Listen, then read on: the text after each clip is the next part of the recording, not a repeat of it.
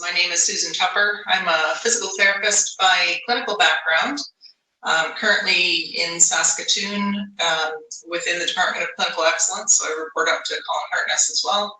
And my role is officially titled the Strategy Consultant for Pain Quality Improvement and Research.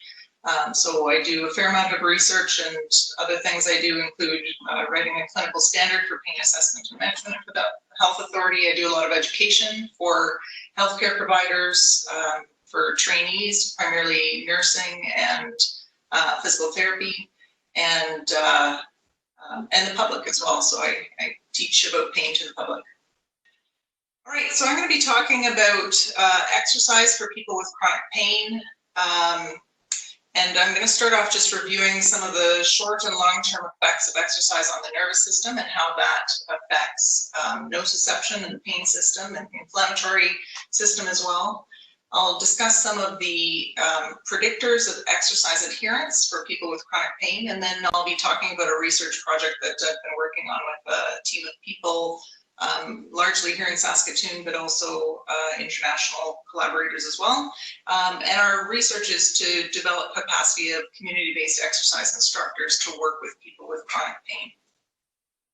So I wanted to start off just talking a little bit about how we conceptualize pain, and in particular how people who live with pain and their healthcare providers think about pain, because that it really influences how we behave when we experience pain.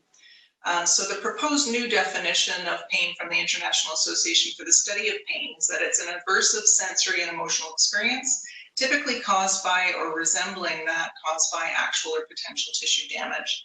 So right built within the definition, and certainly how we learn about pain throughout our lifetimes of experiencing injury and subsequent pain, we really begin to believe that pain and tissue damage are quite proportionate.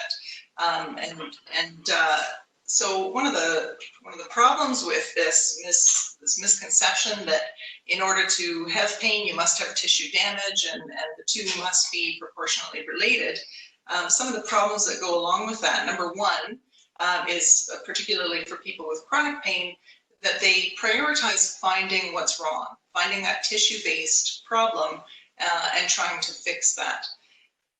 Relates to exercise, it also means that people tend to have fear about what pain means, and that influences how they behave. It means they tend to avoid activities that might increase pain, and in particular exercise, they tend to lean more towards the rest and relax and recover kind of end of the spectrum. So they tend to avoid being physically active.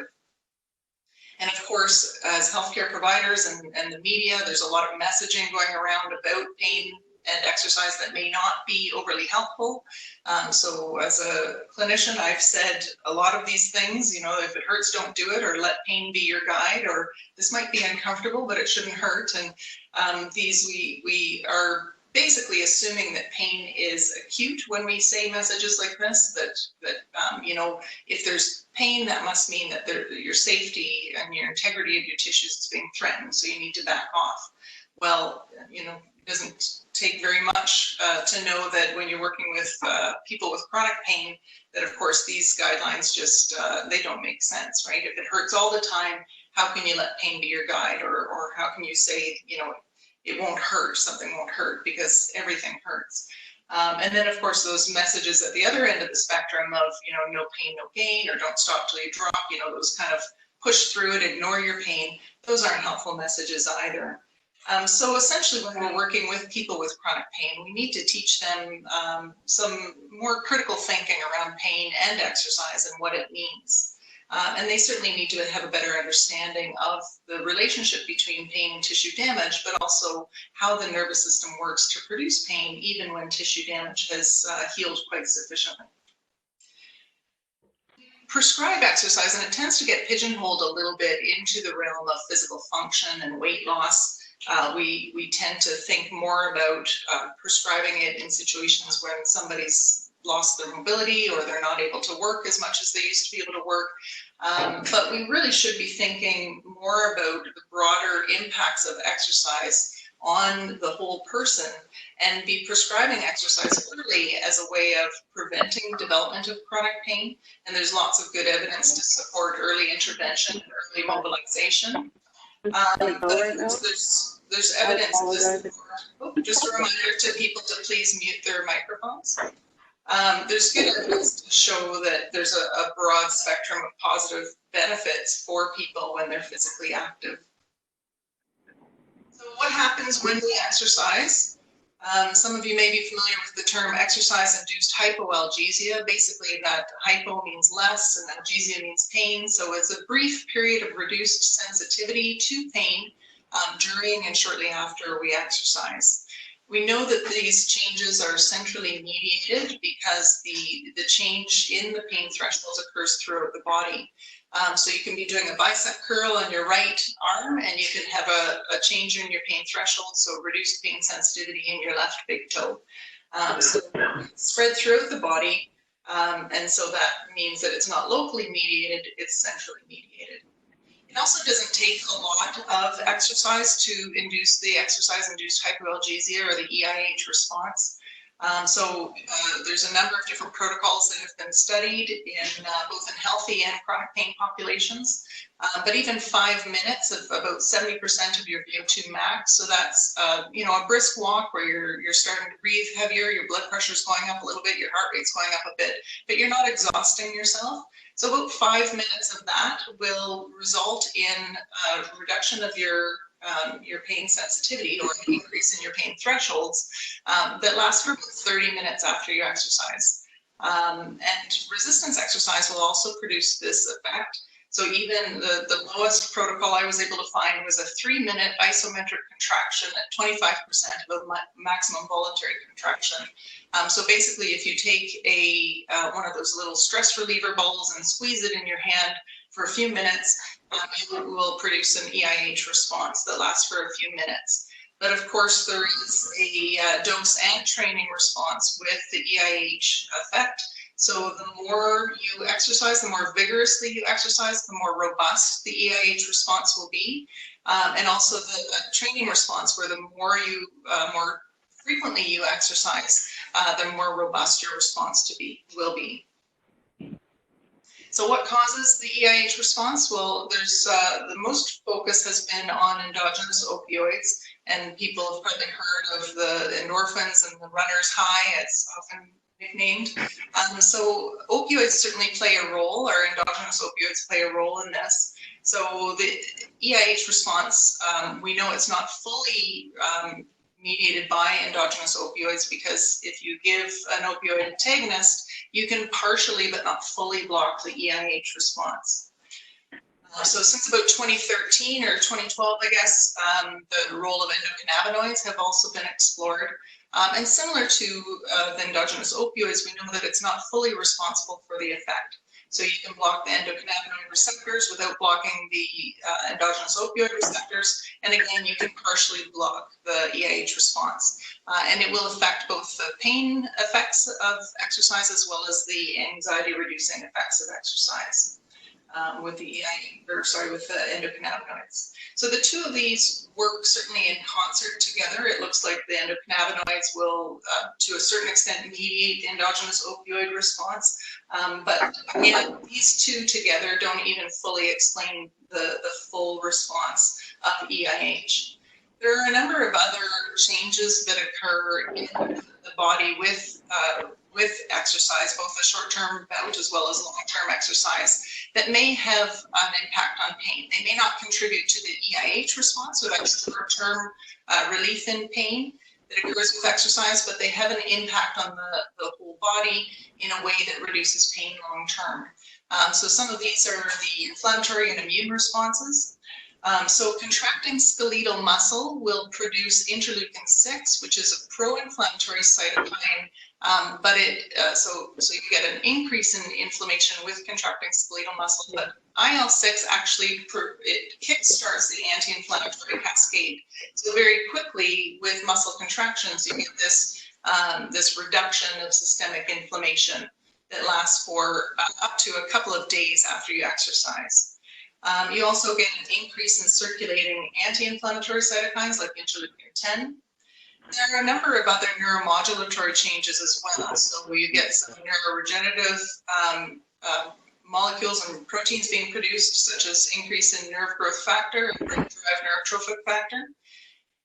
A number of neurotransmitter changes, so you get an increase in brain serotonin, dopamine, COMT enzyme, and COMT is responsible for degrading the catecholamines. You get an increase in both GABA. GABA is the primary inhibitory interneuron in the central nervous system, and you also get an increase in glutamate, which is a primary excitatory neurotransmitter in the central nervous system. So you get all of these changes that basically help to regenerate the nervous system and reduce inflammation, although short-term increase followed by a reduction in inflammation.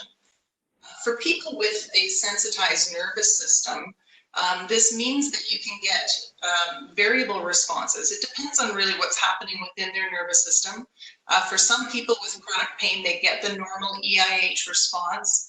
And so they have that brief reduction in pain and pain sensitivity. But for other people with chronic pain, depending on what's happening in the function of their central nervous system, they can either get no change, so a net neutral change in their pain sensitivity, or they can actually get an increase in pain sensitivity with exercise. And so it's not consistent, it's not the same, and it's certainly not the same as for people who don't live with chronic pain or a sensitized nervous system. So with the long-term effects of exercise on pain, we know that people can get some people anyway can get that brief reduction in pain sensitivity. However, if people are able to maintain their exercise over a long period of time, and most people living with chronic pain say that, after about a couple of weeks of being regularly, daily active and moving, they start to get a reduction in their pain and their pain sensitivity as well. So it doesn't take a long time, relatively speaking. You can take a little bit longer, the longer you've had your pain condition. However, these are the types of things that we see changing for people who live with chronic pain. So some of the reduction in inflammation may come from changes in the body composition and a reduction in visceral fat mass. So again, interleukin-6, you can have adipose-derived interleukin-6, which is a pro-inflammatory cytokine, and that's produced by visceral fat mass. And it's also responsible for reducing or getting rid of the visceral fat, which of course produces that systemic inflammation and can contribute to pain. You also get a shift in your inflammatory protein profile with an increase in circulating anti-inflammatory proteins and a reduction of circulating pro-inflammatory. So increase in anti-inflammatory, reduction in pro-inflammatory.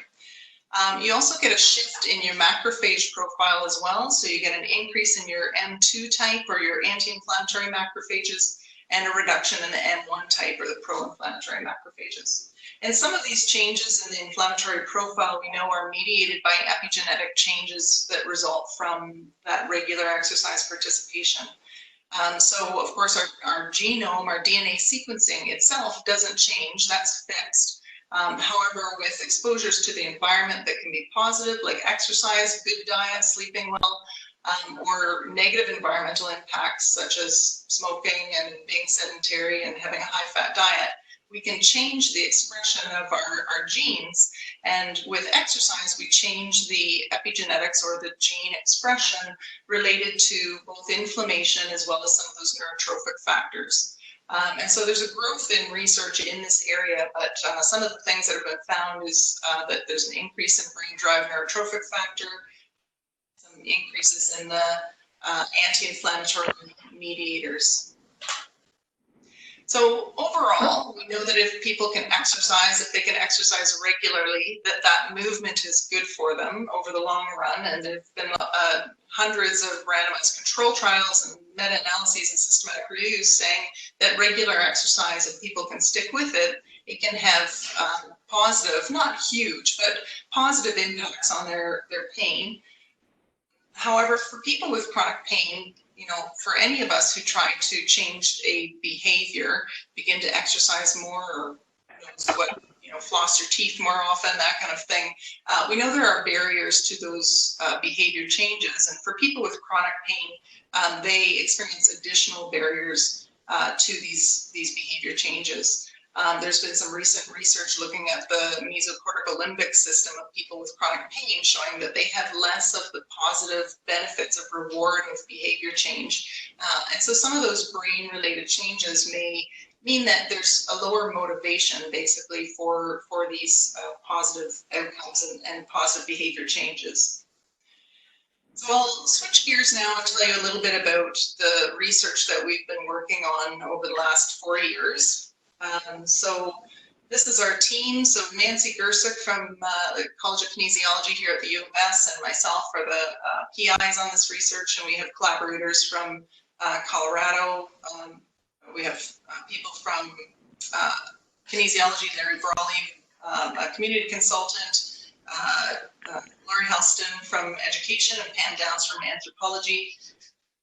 Some grad students that are working on this. We've been very fortunate to receive funding from SHRF as well as the Community Initiatives Fund for this series of projects.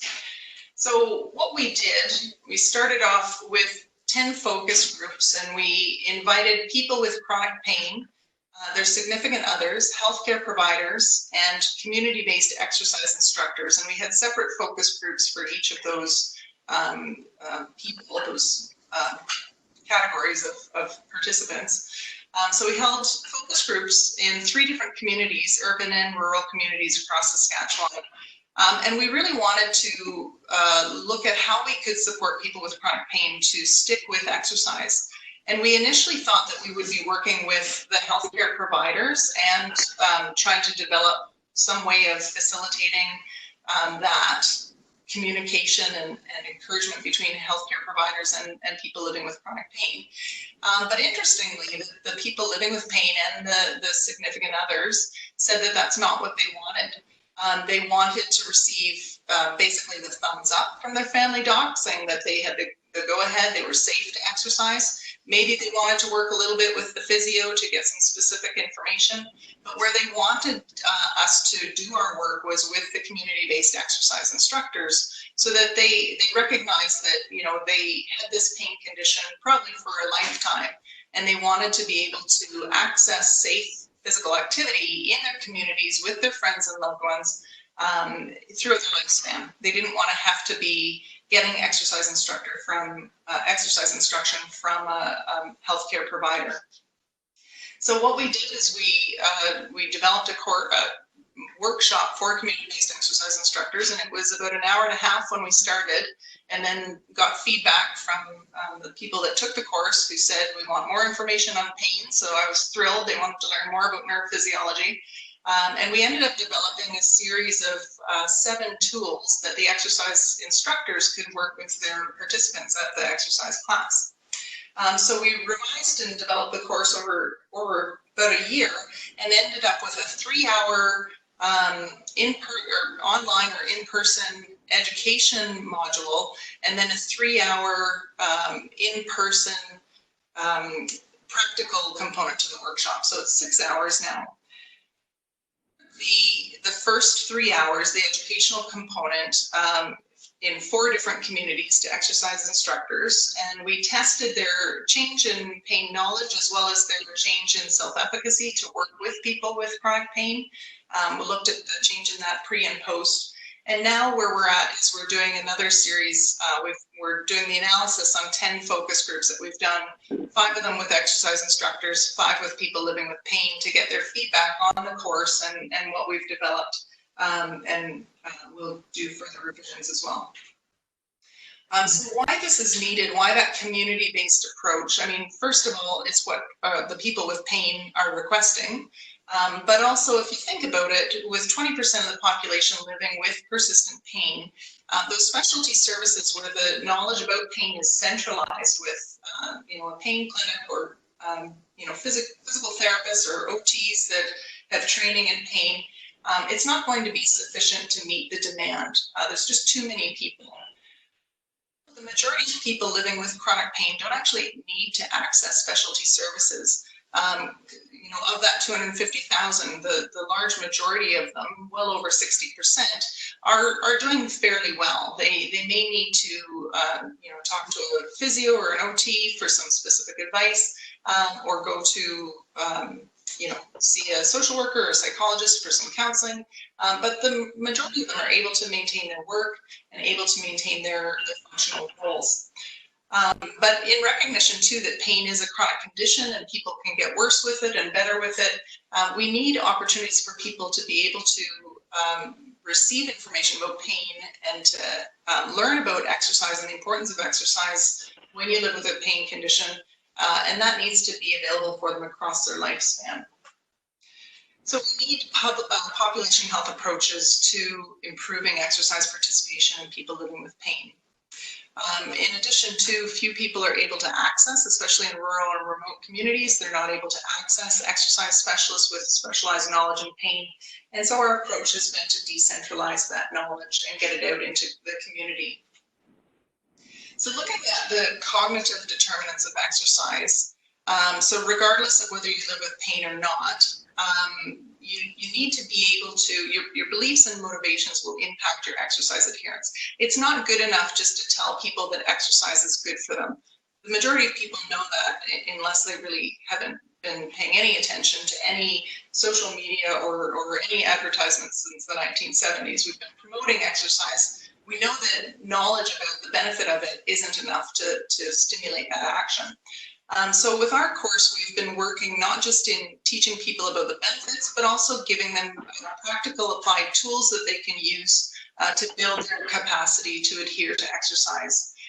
So that cost benefit analysis that people go through related to a behavior change, they look at the perceived barriers, they look at the outcome expectations, both positive or negative.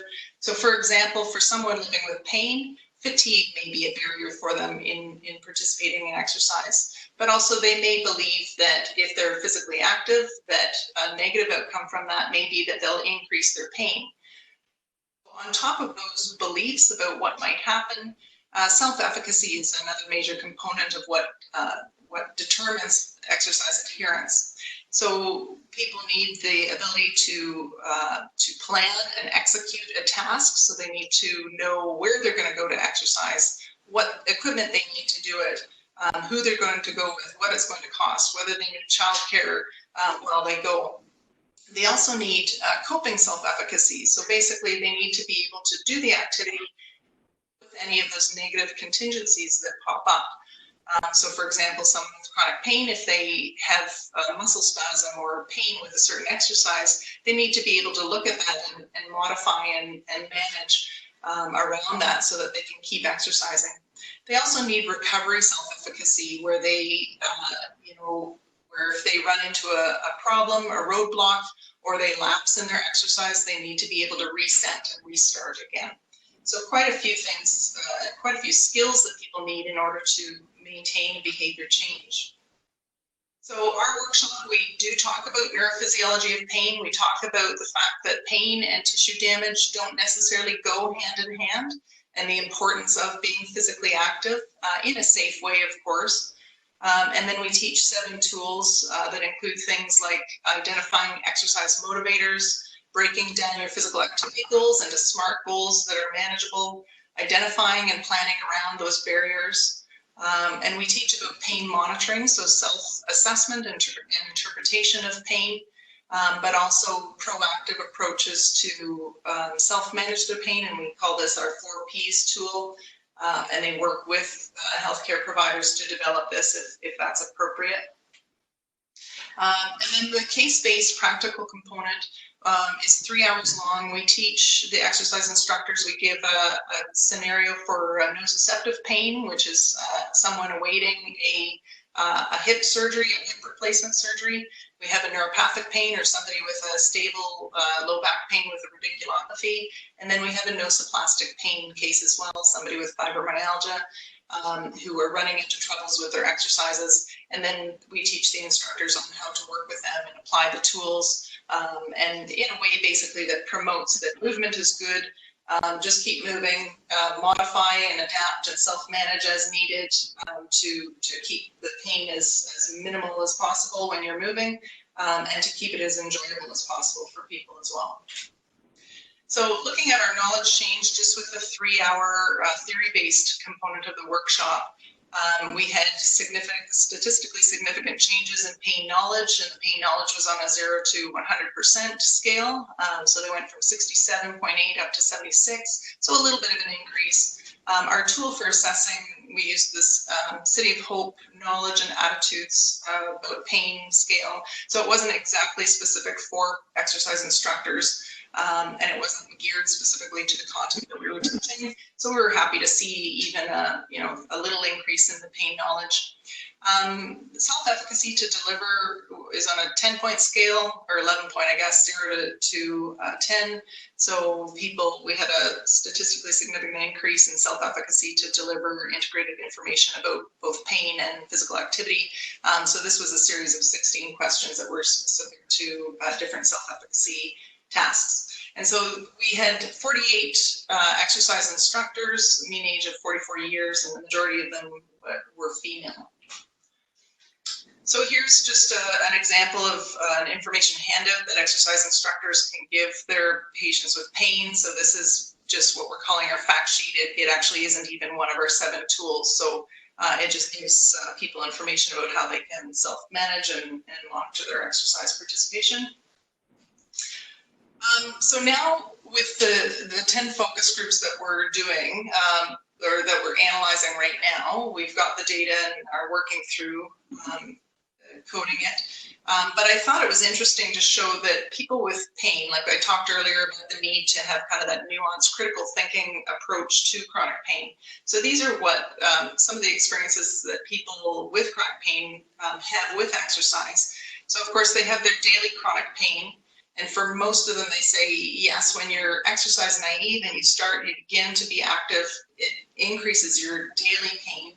And usually 2 to 4 weeks, that starts to settle down for some people. For other people, they say it never really settled down. They also have to navigate flares of their chronic pain in where they just cannot do their usual exercise routine, modify it, and quite drastically for some people.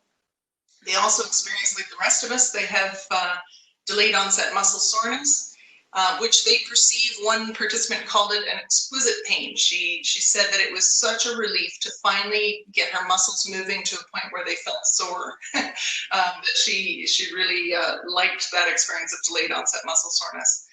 However, for people with chronic pain with a sensitized nervous system, for the rest of people who don't live with chronic pain, you usually look at delayed onset muscle soreness as starting 24 hours to 72 hours later, and usually lasting, a day or 3 days at the most. But for people with chronic pain, it can start earlier than 24 hours, and it can last a lot longer, around 5 days, most people found.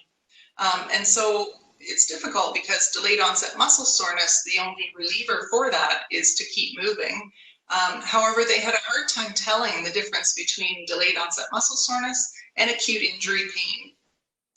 And so, of course, an acute injury pain, you need to rest. So it was a difficult thing for them to navigate around, and they really said that basically you just have to keep moving and figure it out. And as you keep moving, you'll know whether it starts to settle down, like a delayed onset muscle soreness, or it's just only getting worse, in which case it's an acute injury pain or possibly a flare of the chronic pain, and you need to kind of really modify things quite drastically.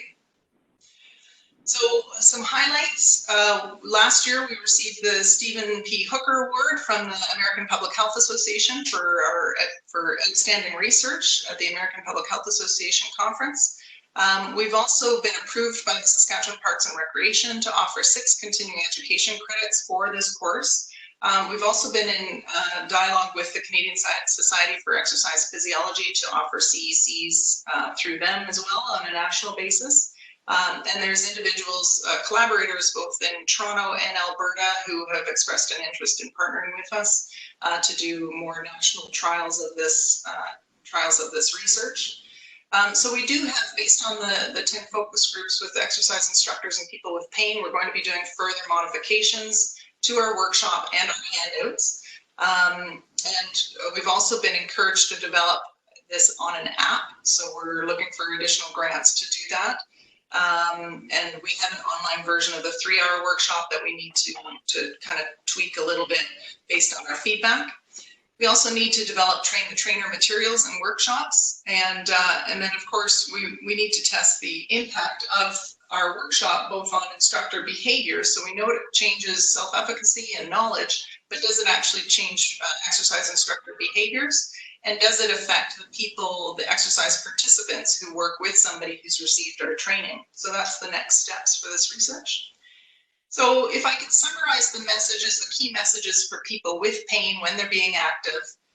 Number one is that having chronic pain is absolutely not a contraindication to exercise, even though quite a number of people with chronic pain believe that at first.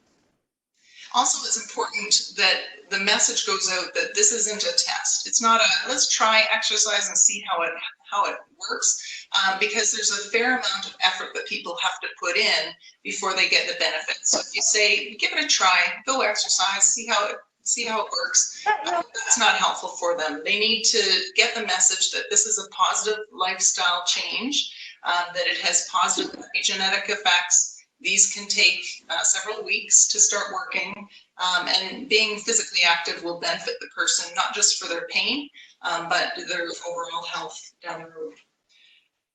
Exercise is really whatever the person wants to do that they enjoy. So if they want to dance salsa or if they want to bowl, both of those are fine. Preferably doing something that allows you to increase your heart rate and blood pressure for a 20-minute, at least a 20-minute span is good, although 10-minute bouts are fine as well. But if you can do that 20 to 30 minutes a day, that's kind of where you want to aim for.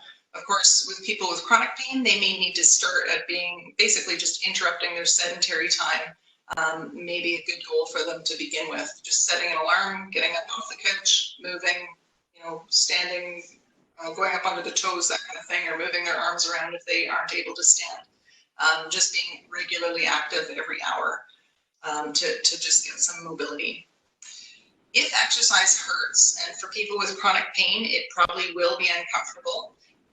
They need to modify as much as they're able to, or use an alternate form of exercise, and self-manage their pain in order to maintain their physical activity. So they don't need to go to a gym and lift weights in a certain way in order to get benefit. They just need to move and enjoy moving. Another really key important point is that any movement is a success. Because people with chronic pain, their pain patterns fluctuate so much over time, really be quite hard on themselves when they're exercising and they run into a barrier, right? Or their chronic pain flares, or some life situation interrupts their ability to exercise. It's not a failure. They need to change their movement and kind of pick themselves up and keep moving again. They don't need to do the same level that they've always been doing. They can change it and drop right back down to half or a quarter of what they were doing, and that's still a success. If they get to the exercise and they do some of it, that's a success. So teaching them to not be hard on themselves if they're not breaking their records every single time, or they're not doing the same level as the person beside them. And then, of course, exercise benefits more than just your muscles and joints. It helps with your pain for most people, not everyone. Helps with mood, cognition, sleep, and neuroregeneration if done for long enough. So that is a summary of messages, and that is my talk. And Stephanie from the General Hospital. I'm a physio. In the description of when you did the educators and you assessed their knowledge and understanding of pain and exercise, when you guys are assessing that, are you thinking of a minimum amount of knowledge and understanding that these people, you would like them to have to be able to follow through with the programming? Yeah, that's a really good question, and kind of speaks to the whole idea that should there be a vetting process, right? So somebody can take our course, but does that mean that they're really still okay to work with people with pain? And the answer is no. So the knowledge test that we used, the general rule of thumb when it's used with healthcare providers is that a minimum competency level is 70% on this knowledge questionnaire. So with our pre-post knowledge change, the average score went from, I think it was 67 up to 74. I can't remember the exact numbers. So we were happy with the change, but even still, you know, that it's not a great way of vetting whether somebody knows what they're doing. So it's still, unfortunately, a kind of a buyer beware thing for people with chronic pain, that they can go to an exercise class with somebody who's taken their training, but they still need to kind of have some common sense around exercise. And if they're not happy with what's happening in that class, they need to make an informed decision and move to a class that they're happy with. Exercise on their own, whatever the case may be. Yeah, thank you. Yeah, good question. All right, if there are no more questions for Susan, then please accept a virtual round of applause, and thank you again very much for providing a talk for us today.